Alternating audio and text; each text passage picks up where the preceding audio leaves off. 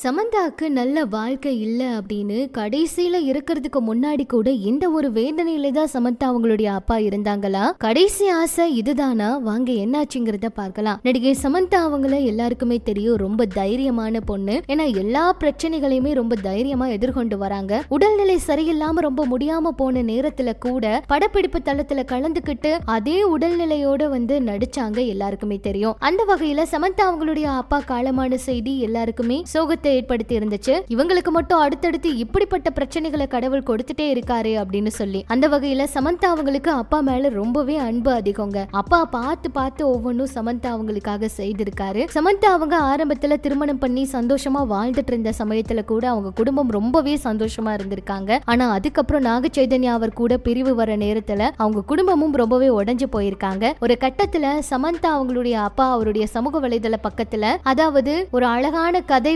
முடிவுக்கு வந்துருச்சு, அடுத்த கதையை ஆரம்பிக்கலாமா அப்படிங்கிற மாதிரி எல்லாம் கூட அவருடைய சமூக வலைதள பக்கத்துல பதிவிட்டு இருந்தாரு. அந்த நேரத்துல சமந்தா அவங்களுக்கு இரண்டாம் திருமணம் பண்ணதா இவர் ஆசைப்படுறாரு. நம்மளோட மகளோட வாழ்க்கை சும்மா இருக்க கூடாது, அவங்களுக்கு ஒரு நல்ல வாழ்க்கை இருக்கணும், அவங்க நல்லா வாழணும்னு அவர் ஆசைப்பட்டிருக்காரு. ஆனா சமந்தா அவங்க அடுத்தடுத்து நோய் பாதிப்பால நிறைய விஷயங்கள் சமாளிச்சிட்டு இருந்தாங்க. இதனாலேயே அவரு ரொம்பவே உடைஞ்சு போயிட்டாராம். அது மட்டும் இல்லாம அவரு அவங்களுக்கு மறுபடியும் திருமணம் பண்ணி வைக்க ஆசைப்பட்டுதான் அந்த ஒரு விஷயத்த சொல்லியிருக்காரு.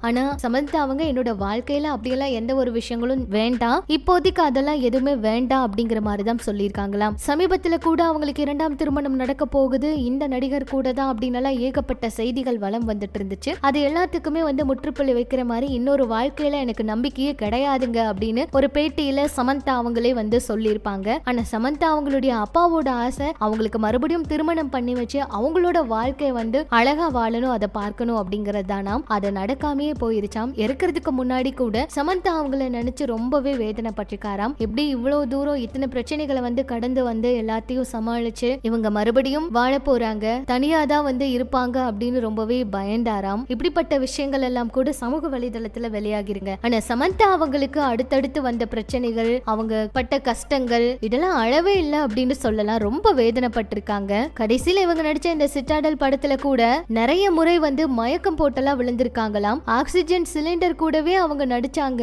அதுலயே அவங்களுக்கு சிகிச்சை போச்சு அப்படின்னு எல்லாம் அதில் நடிச்ச நடிகர் கூட நிறைய விஷயங்களை சொல்லியிருப்பாரு. அவ்வளவு தூரம் கஷ்டப்பட்டிருக்காங்க சமந்தா அவங்களும். ஆனா இன்னொரு காதல், இன்னொரு திருமணத்து மேல எனக்கு நம்பிக்கை இல்லை அப்படின்னு சொன்னாங்க. அப்பா இருந்தது இன்னுமே அவங்களுக்கு மிகப்பெரிய வேதனையும் சோகத்தையும் ஏற்படுத்தி இருக்கு. ஒவ்வொரு வழியும் அவங்களுடைய வாழ்க்கையில இப்ப ரொம்ப அதிகமாகவே அனுபவிச்சுட்டு இருக்காங்க. சீக்கிரமா இதுல இருந்தெல்லாம் மீண்டு வருவீங்க, எல்லாமே சரியாகும்னு ரசிகர்கள் ஆறுதல் சொல்லி நிறைய கருத்துக்களை பதிவிட்டு இருக்காங்க.